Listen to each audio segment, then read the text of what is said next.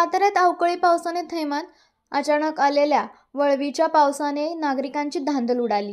सुसाट्याचा वारा, ढगांच्या गडगडाट आणि विजांचा कडकडाटासह मोठा पाऊस साताऱ्यात झाला आहे.